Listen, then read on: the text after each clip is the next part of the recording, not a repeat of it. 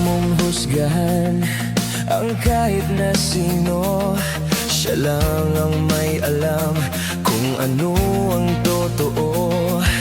Huwag mong husgahan ang puso ng iba. Puso mo lang naman ang iyong kilala. Siya raw ang may sala, akala mo lang yun. Marami siyang mali, maling-mali po yun. Di siya totoo, hindi yun ganon. Baka naman kasi akala mo lang yun.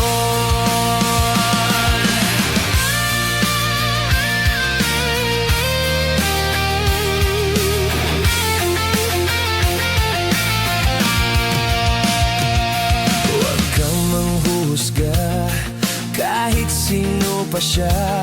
Huwag kang magsalita, baka sumablay ka. Huwag mong husgahan